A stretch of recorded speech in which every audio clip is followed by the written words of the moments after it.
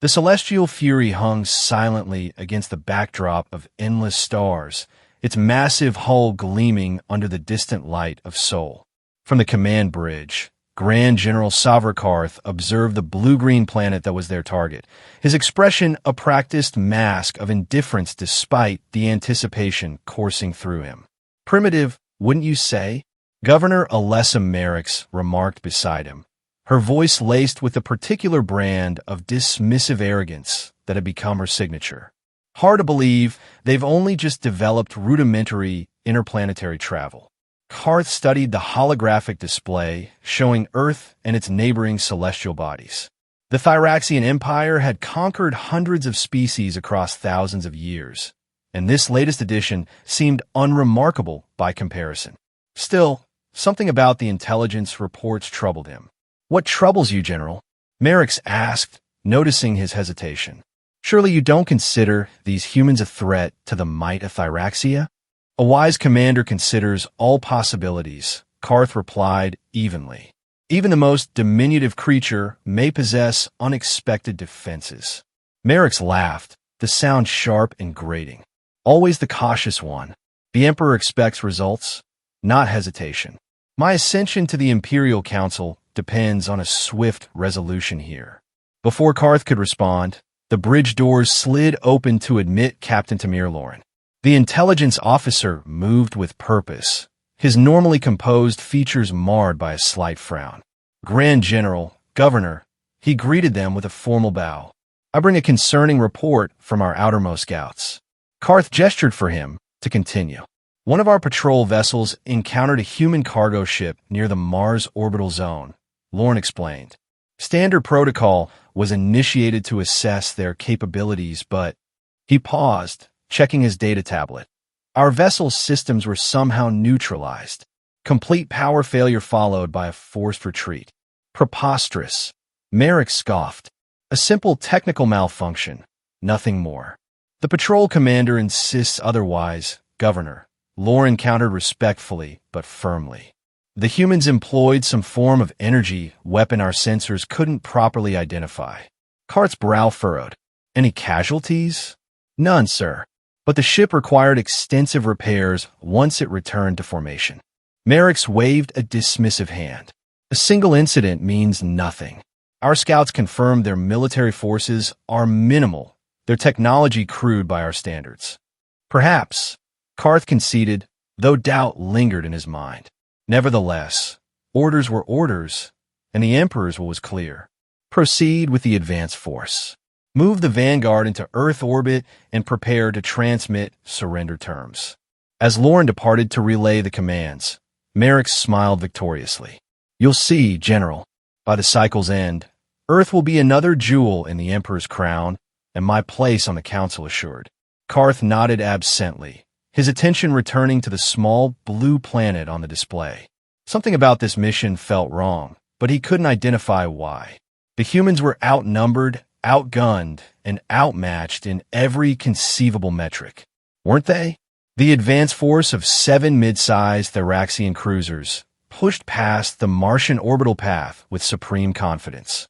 Their hulls bore the distinctive markings of veterans from a dozen conquest campaigns, and their commanders had never known defeat. Until today, Commander Julian Cross stood on the bridge of the CSS Defiant, watching the approaching Thyraxian ships with an expression of calm determination that belied the gravity of the moment.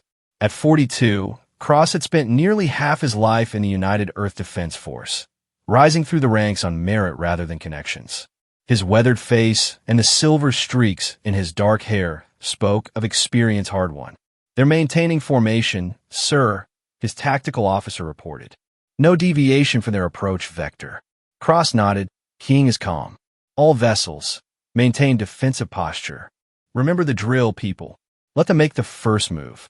Earth's defensive fleet consisted of only 5 ships in this sector, smaller than the Thyraxian cruisers but sleeker, faster, and equipped with technology the alien empire clearly hadn't anticipated. The alien transmission came as expected, broadcast on all frequencies. "Inhabitants of Earth," a translated voice announced. "You face the vanguard of the glorious Thyraxian Empire. Your planet now falls under our protection and governance. Lower your defenses and prepare to receive our emissaries, or face the consequences of resistance. Cross allowed himself a small smile before responding. Thyraxian vessels, this is Commander Julian Cross of the United Earth Defense Force. Your unannounced military presence in our solar system constitutes an act of aggression. We request your immediate withdrawal to beyond the heliosphere. A pause followed, and Cross could almost imagine the confusion on the alien bridge. Prepare your surrender terms, came the reply, dismissive and impatient. We will not repeat this offer of mercy. Cross sighed. All vessels, execute Defense Protocol Theta. What happened next would be recorded in Thyraxian military archives as the 15-minute humiliation. The Earth vessels deployed what appeared to be conventional thrusters, accelerating toward the Thyraxian formation. The Imperial commanders, anticipating primitive tactics, prepared to unleash their superior weaponry. Instead, localized gravitational distortions suddenly enveloped 3 Thyraxian cruisers, their engines sputtering as space itself seemed to warp around them. 2 more found their weapons systems locked, control interfaces scrambled by advanced electronic warfare they had no defense against. What is happening?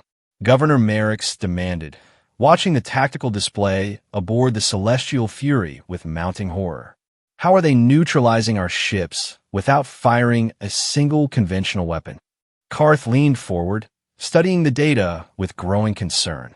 Gravity manipulation technology, he murmured.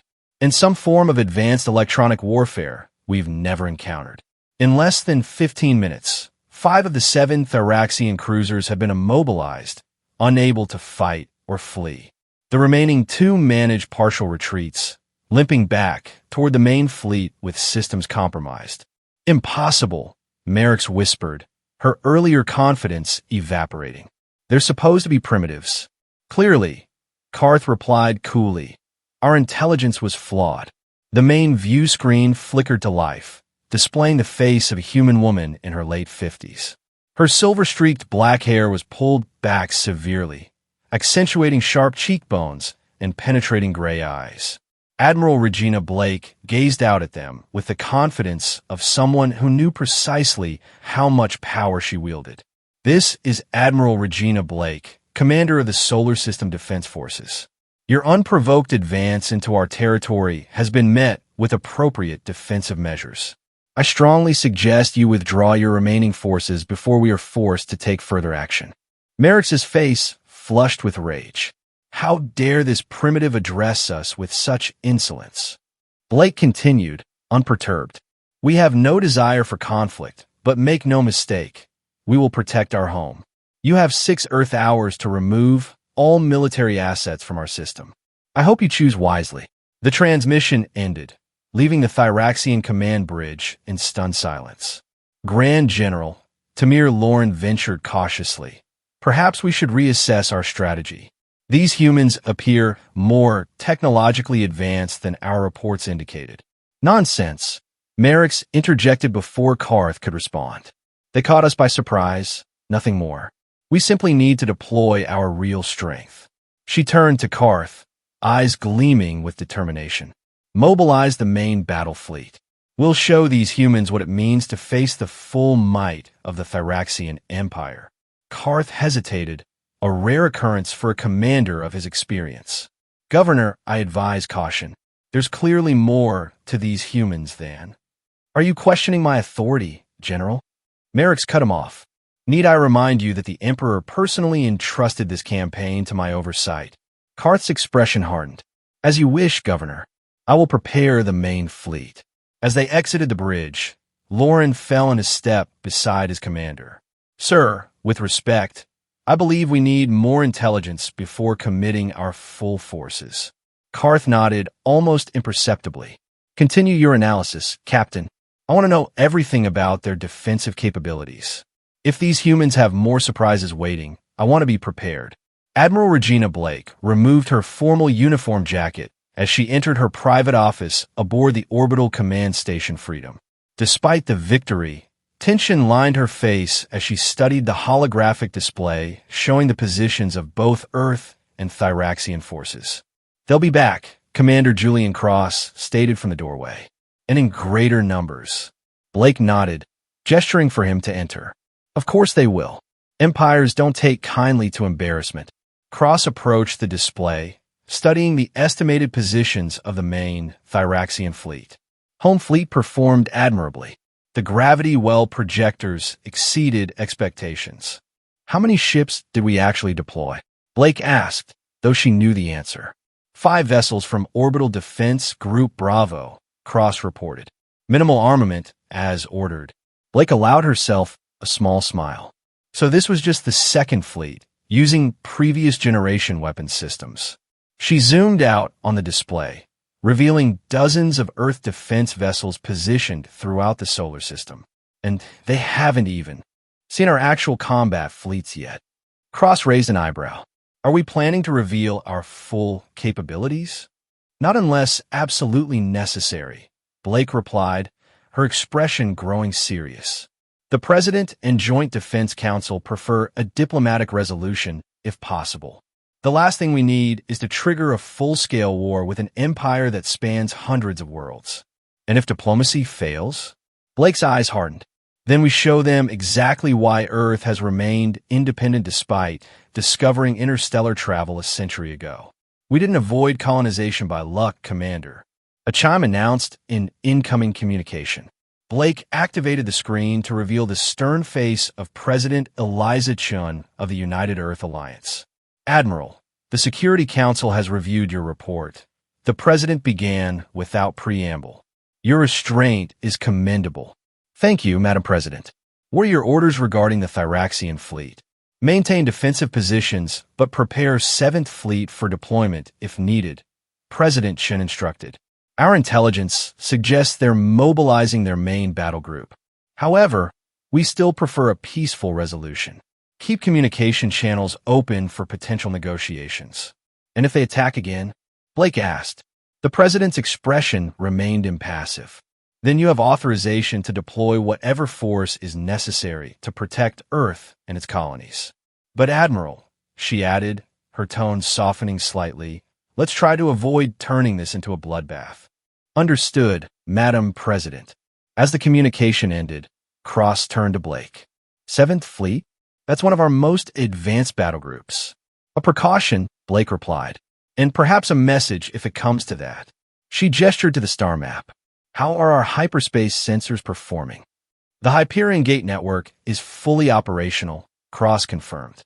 "We'll have at least 30 minutes warning before any Thyraxian vessels arrive." Blake nodded, studying the quiet blue planet visible through her viewport. Earth had come a long way from its tumultuous past, unifying after first contact with alien life 70 years ago. The subsequent technological leap had transformed human civilization, and while they preferred peace, they had never forgotten the importance of strength. "Let's hope the Thyraxians are capable of learning from their mistakes," she said quietly, "because the alternative won't be pretty for anyone."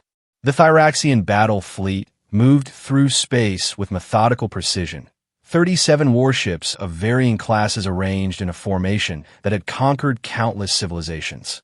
At their center, the command dreadnought Celestial Fury carried both Governor Merrick's and Grand General Karth toward their confrontation with Earth.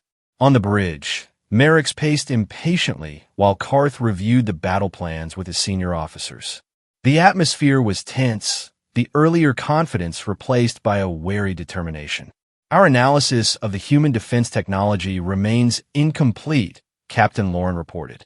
"Their gravity manipulation capabilities appear significantly more advanced than any we've encountered before." "It changes nothing," Merrick's interrupted. "We outnumber them decisively. This time, we will overwhelm their defenses through sheer force." Karth frowned, but didn't contradict her openly. Instead, he addressed his tactical commander.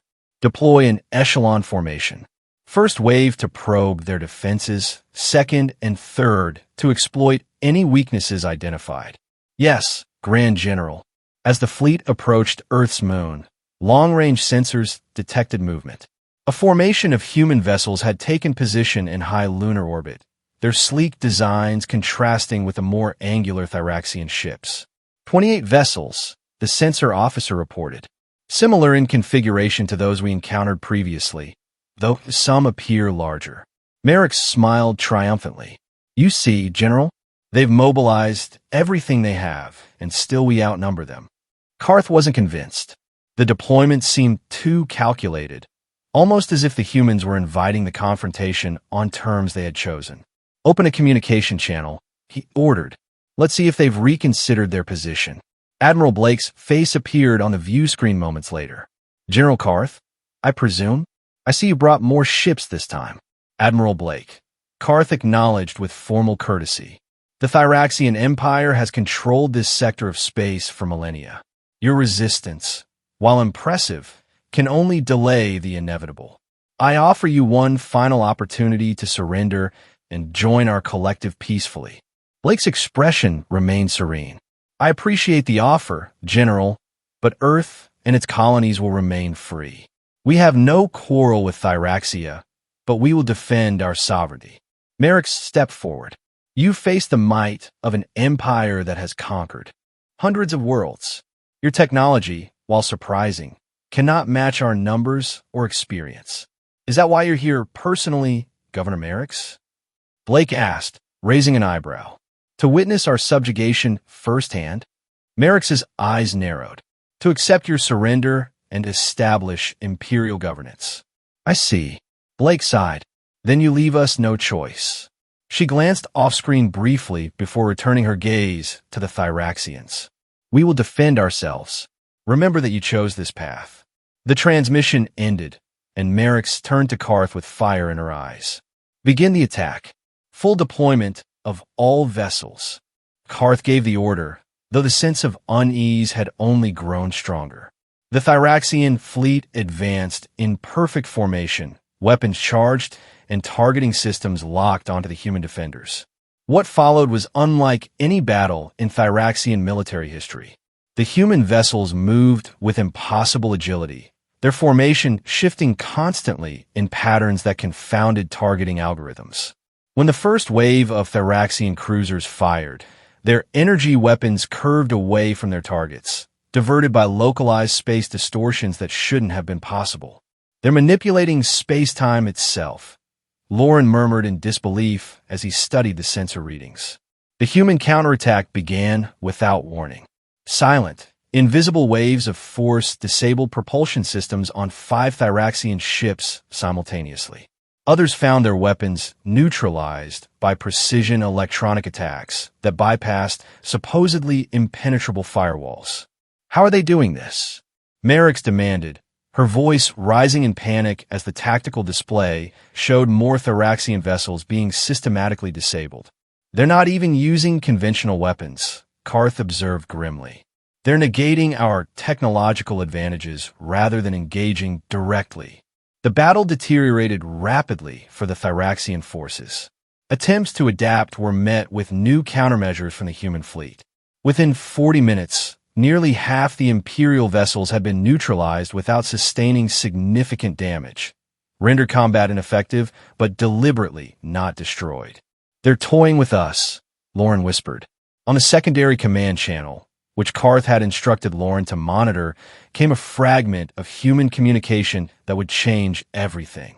Admiral, should we deploy secondary group from 7th Fleet? They're standing by at Jupiter's orbit. Not necessary, came Blake's calm reply.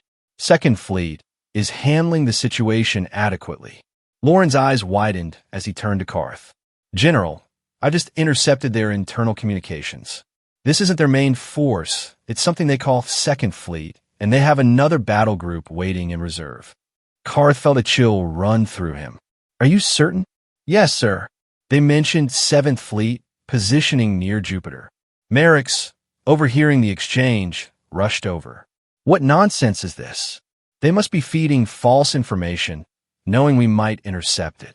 I don't think so, Governor, Karth replied slowly. Look at their tactics. They're methodically disabling our ships without destroying them.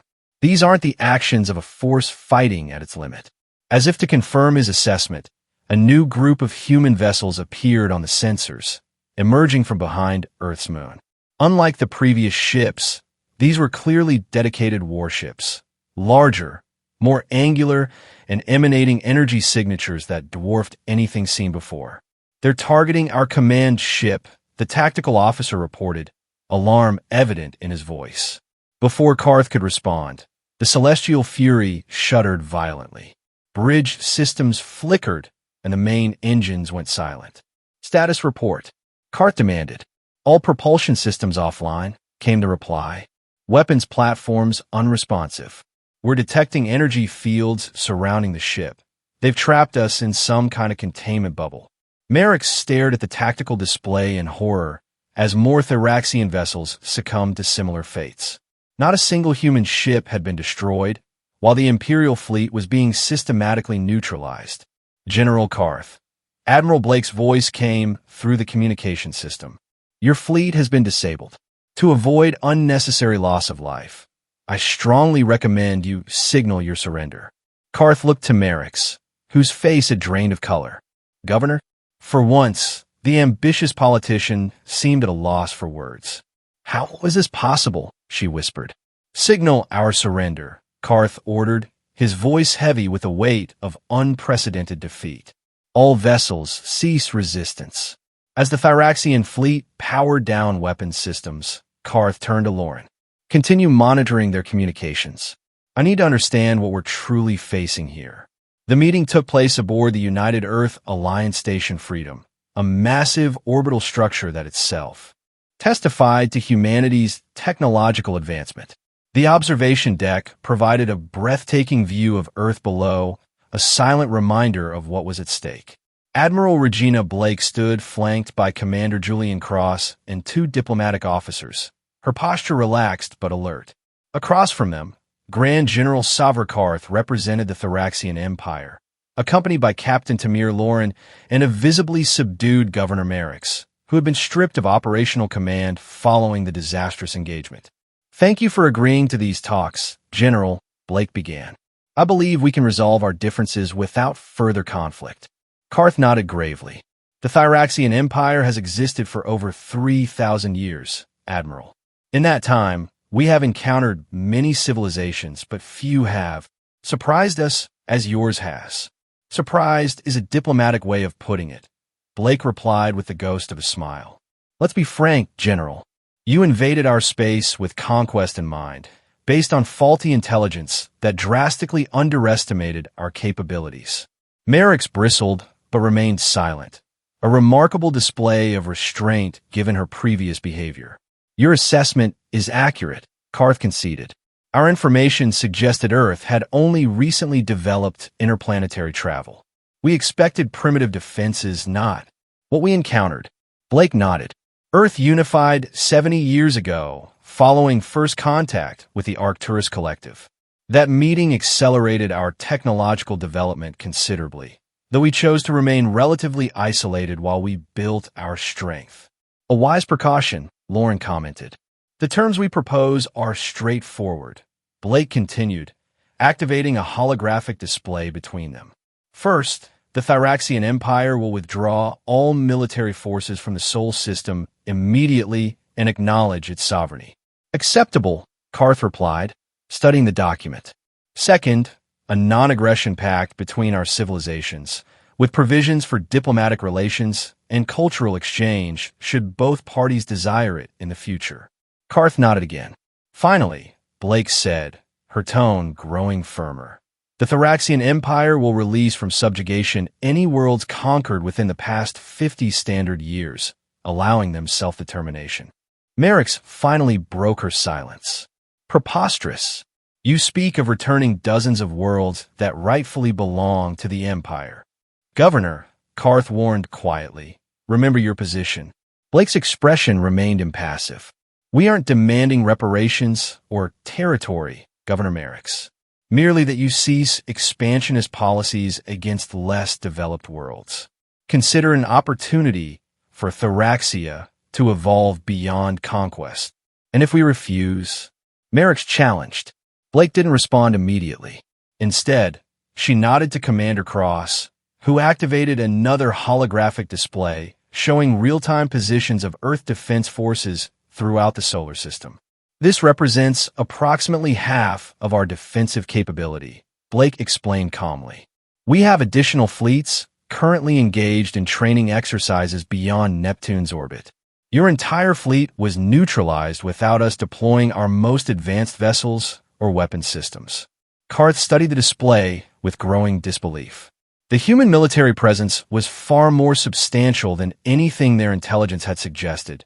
Dozens of battle groups, orbital defense platforms around every major planet and moon, and what appear to be massive construction facilities near Jupiter.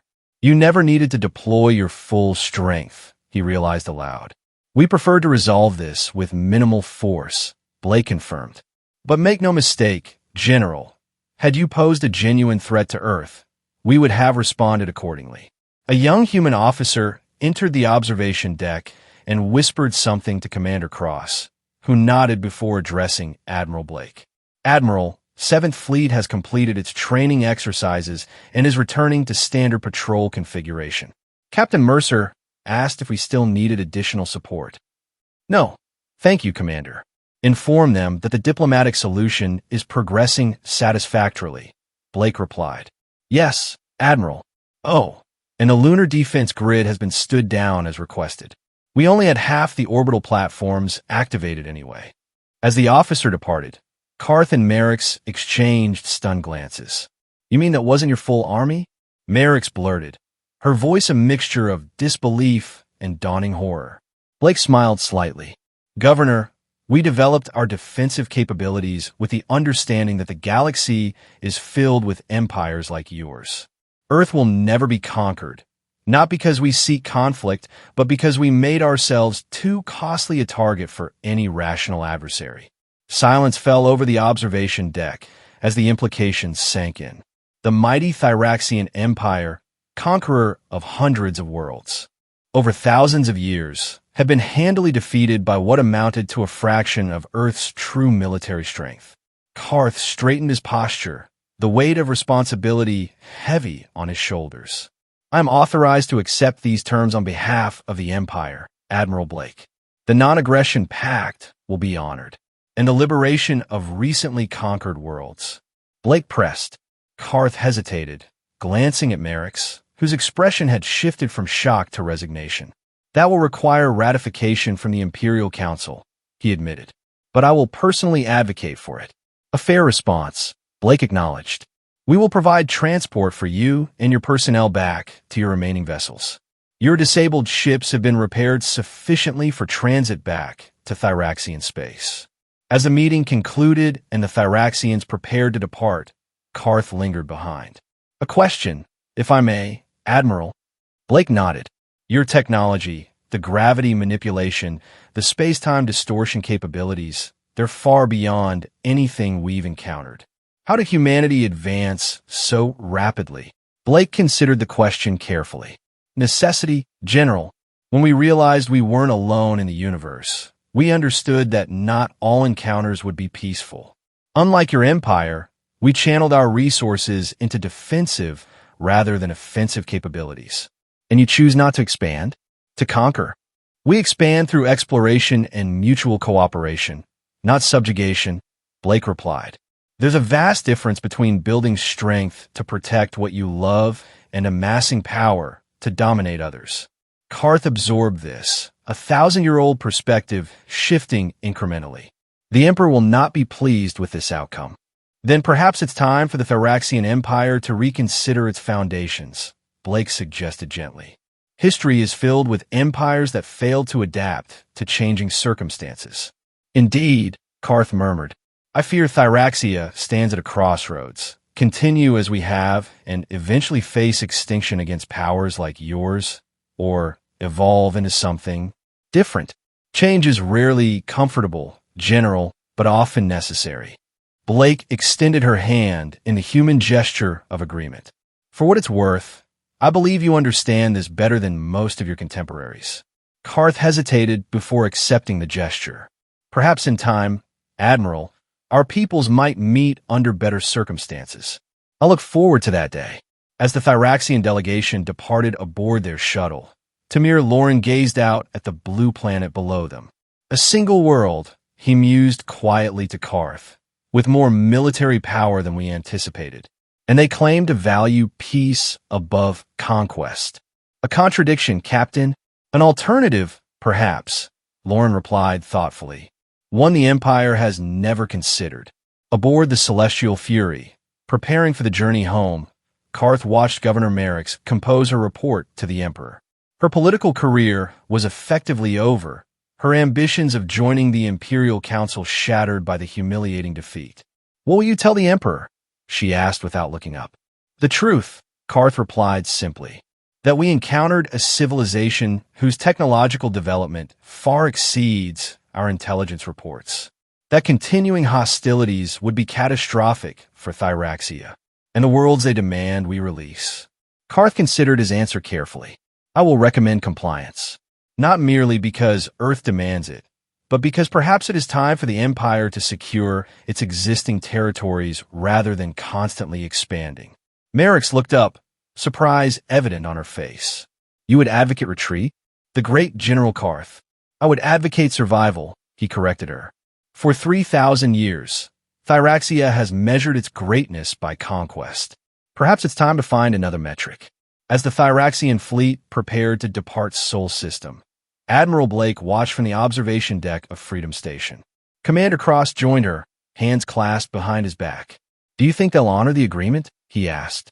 General Karth will, Blake replied confidently. As for the Empire itself, that remains to be seen. And if they return with a larger force? Blake's expression hardened slightly. Then they'll discover that what they saw today was merely a fraction of what humanity can bring to bear when truly threatened. But I hope it doesn't come to that. Cross nodded, understanding the weight of those words. The President has invited the Arcturus ambassador to our celebration dinner tonight. Apparently, they're quite impressed with how we handled the situation. As well they should be, Blake said with a rare smile. 70 years ago, they took a chance on a young, divided species and offered us knowledge instead of conquest. Today, we honor that choice. As the Thyraxian ships disappeared into faster-than-light travel, Blake turned away from the viewport. Earth had faced its first serious extraterrestrial threat and emerged not only unscathed, but perhaps with a new respect from the wider galactic community. The message was clear. Humanity would not be conquered, not through any thirst for violence, but through their determination to remain free and their willingness to develop whatever defensive capabilities that freedom required. In the vast command center of the Thyraxian Imperial Palace, Emperor Vexturian listened impassively as Grand General Karth delivered his report. The silence that followed echoed through the chamber, heavy with implications. So, the Emperor finally spoke, his voice deceptively soft. A single planet defeated our most experienced battle fleet without suffering a single casualty. Yes, Your Majesty, Karth confirmed, maintaining perfect military posture despite the tension. And you believe their claim that this was merely half their defensive capability? I do, Your Majesty. The evidence supports their assertion. Earth possesses technology considerably more advanced than our intelligence suggested, particularly in gravity manipulation and space-time distortion. The Emperor leaned forward on his throne. You recommend we honor this non-aggression pact? That we release worlds rightfully conquered by Thyraxian might? I do, Your Majesty, Karth replied without hesitation. Not merely to appease Earth, but because I believe it serves the Empire's long-term survival. Murmurs rippled through the assembled counselors, some outraged, others thoughtful. Explain, the Emperor commanded. For 3 millennia, Thyraxia has expanded through conquest, bringing order to what we deemed lesser civilizations, Karth began. We have measured our greatness by the worlds we subjugate. But Earth demonstrates an alternative path, a civilization that developed tremendous strength not for conquest, but for defense. He paused, aware of the radical nature of his words. I believe the Empire stands at a crossroads, Your Majesty. We can continue as we have, risking eventual confrontation with powers like Earth or others we haven't yet encountered. Or we can evolve, securing what we have and developing new relationships based on mutual benefit rather than domination. The Emperor studied Karth for a long moment. You were always my most effective general, Savra. I never took you for a philosopher. War teaches many lessons, Your Majesty. Perhaps the most important is knowing which battles cannot be won. The Emperor rose slowly from his throne, his ancient eyes reflecting centuries of rule. The Council will deliberate on these terms. You are dismissed, General. As Karth departed the Imperial Chamber, Captain Lauren fell into step beside him. That was bold, sir. It was necessary, Karth replied quietly. Whether they accept it now or later, change is coming to Thyraxia. Better we embrace it willingly than have it forced upon us. And the humans? Do you think they'll be satisfied with our withdrawal? Karth considered the question as they walked through the grand corridors of the Imperial Palace. I believe Admiral Blake was sincere in her desire for peace. Humans don't seek conquest, but they will defend themselves with frightening efficiency. He paused, looking out at the sprawling capital city below. The most terrifying realization isn't that they defeated us, Tamir. It's that they did so while barely exerting themselves. You mean it wasn't their full army? Indeed. He shook his head slightly. The Thyraxian Empire, mighty for 3,000 years, and we couldn't even force them to reveal their true strength. A humbling thought, sir. Humility may be exactly what the Empire needs, Karth mused. For too long, we've confused dominance with greatness. As night fell over the imperial capital, Grand General Savra Karth contemplated the stars from his residence balcony. Somewhere out there, a blue planet orbited an unremarkable yellow star, a world that had changed his perspective on power and purpose. Perhaps someday, Thyraxia would meet Earth again under different circumstances. And perhaps by then, the Empire would have found a new definition of greatness, one measured not by worlds conquered, but by civilizations enhanced through cooperation and mutual respect. It was, Karth reflected, a future worth fighting for, even if the fight required laying down arms rather than raising them.